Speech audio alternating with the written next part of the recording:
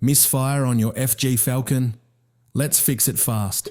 This video shows how to find and fix a cylinder misfire using simple tools and a bit of logic. No guessing, no special gear, just solid DIY. Here's the engine bay. The scan shows a misfire on cylinder 1 using OBDWiz, since 4Scan won't talk to a PCM tech-tuned car. That confirmed what I'd already suspected. Now it's time to get to the coils, so I'm removing the catch can fittings and coil cover to start the job. To get to the coils, the plastic cover has to come off first. There are 8 Torx screws holding it down. I'm using a T27 bit here. Take your time so you don't drop any into the engine bay. After taking out the screws, I pulled the oil filler cap off and lifted away the plastic coil cover. That gives full access to all 6 coils sitting across the top of the motor. Next step, disconnect the electrical connector from the coil. Then use a 10mm socket to undo the hex-headed bolt that holds it down. Keep the bolts somewhere safe so you don't lose them. With the coil out, I'm using a 16mm deep spark plug socket and a 3/8 drive ratchet to remove the spark plug. When I removed spark plug number 1, it looked different straight away. The tip was dry and discoloured, which usually means the coil on that cylinder isn't firing correctly. To be sure, I took out coil number 2 and pulled plug number 2 for comparison. That helps confirm what normal burn marks should look like. After checking the first 2 plugs, I went ahead and disconnected the rest of the coil connectors, then lifted out all 6 coils. That makes it easier to fit the new ones later and keeps everything consistent across all cylinders. For coil number 6, the retaining screw can be a bit tricky to reach.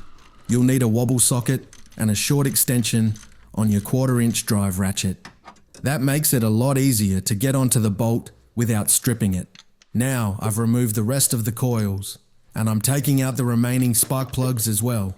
While I'm here, I'm replacing all 6 coils and fitting a full set of brand new spark plugs. That way I know everything's fresh and I won't have to pull it apart again later. For spark plug number 6, you'll need to use a wobble socket and a short extension again. The firewall sits right behind it and it makes it hard to get the socket straight out cleanly. Take your time here so you don't crack the insulator or cross the threads. Before removing spark plugs, it's always a good idea to use an air gun and blow out each cylinder well to clear any dust or grit. Also check for oil sitting around the plugs. That can point to a leaking seal on the rocker cover gasket. Here I've 3D printed a spark plug holder and labelled the plugs from 1 through to 6. As you can see, plugs 2 to 6 are nice and white on the porcelain, while plug number 1 is black, which indicates that cylinder 1 wasn't firing properly. I've purchased 6 genuine Ford FG Falcon coils and 6 brand new NGK spark plugs. Just a quick reminder, you don't need to use any anti-seize on NGK plugs. They come pre-coated and using extra can affect the torque reading. I don't use a torque wrench for spark plugs here. Hand tight to seat the gasket, then about 1/2 to 2/3 of a turn. If the plug's been used before, just a tiny tweak, about 30 degrees. No anti-seize on NGKs, clean dry threads, and a cold engine. One quick tip, my new spark plug socket kept sticking to the plug and staying down the hole. So I wrapped a bit of blue electrical tape around the extension where it meets the socket. That firms up the fit, so the socket comes out with the extension every time. When you're tightening a spark plug, you'll feel the gasket start to crush just as it seats. Once that happens, go about 1/2 a turn more. No need to force it. If you over tighten it, you can damage the threads or crush the washer too much.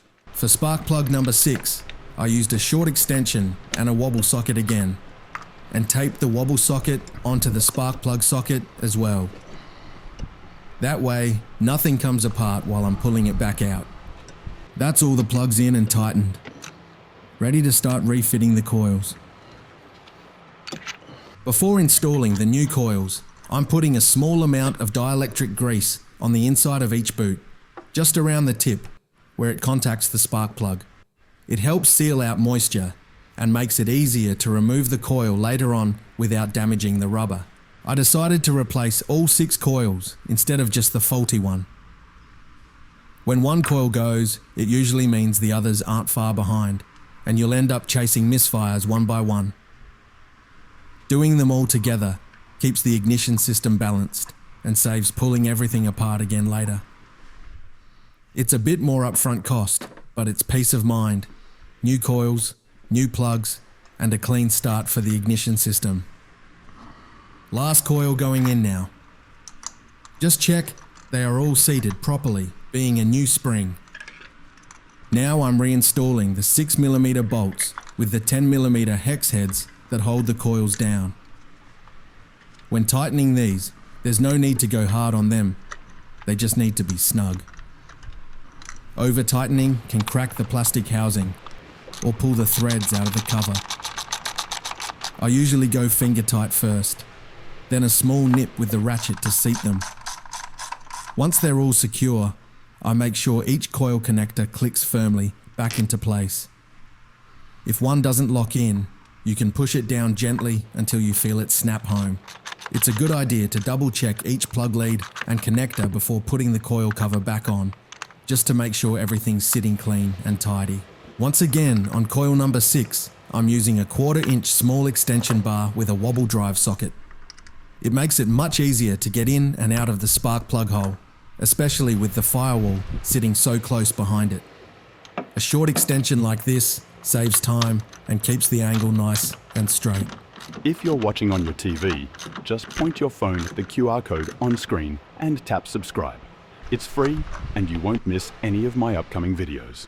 Before putting everything back together, I like to take a paint pen and mark each coil from 1 through to 6. That way, if there's ever a problem down the track, I know exactly which coil came from which cylinder. It makes future troubleshooting so much easier, especially if you ever have to swap coils around to track down a misfire. It's a quick step that only takes a minute, but it can save you a lot of time later on. Simple things like this make working on your car a lot more organised. All the coil connectors are now plugged back in, and I've reconnected the AN fittings for the catch can to the valve cover. Before putting everything back together completely, I'm going to do a quick startup and make sure everything's running smoothly.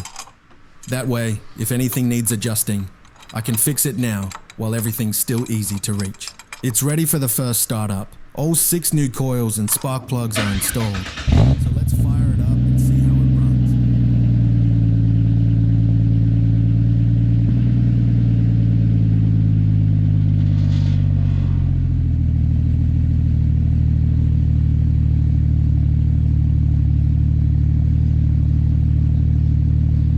Now I'm reinstalling the plastic coil cover. To do that, I need to remove the AN fitting lines again, take off the oil filler cap, and then drop the plastic cover back into place. Once it's sitting flat, I'll reinstall the oil filler cap and screw in all 8 Torx 27 bolts that hold the cover down.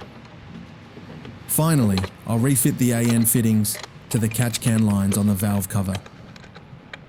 When you're putting things back together like this, it's always worth double checking that no wires are pinched and that every connector is locked in properly. Little things like that can save a lot of headaches later on. If you're watching on your TV, just point your phone at the QR code on screen and tap subscribe. It's free and you won't miss any of my upcoming videos. It might mean the spring inside hasn't clipped onto the plug tip properly. You can push down gently until you feel it click into place. Also, make sure the harness is sitting neat and tidy and that the connectors are all facing in the right direction. Taking that extra minute to get them aligned now makes any future work a lot easier. Now, a quick word about why these coils fail in the first place. On the FG Falcon, heat and vibration are the main culprits.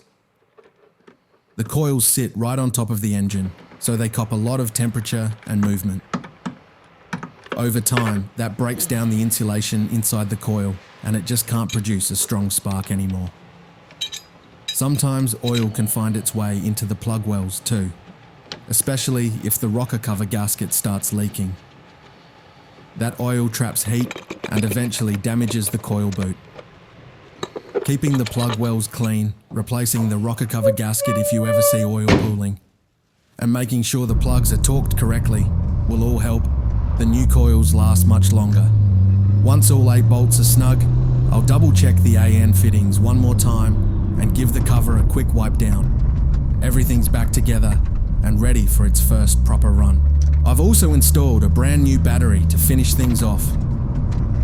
All this work was wrapped up late on Friday night, and the very next day I headed out to Willowbank Raceway for the 40-year anniversary of the track. So keep watching. You'll see how the Falcon went with its new coils and plugs out on the strip.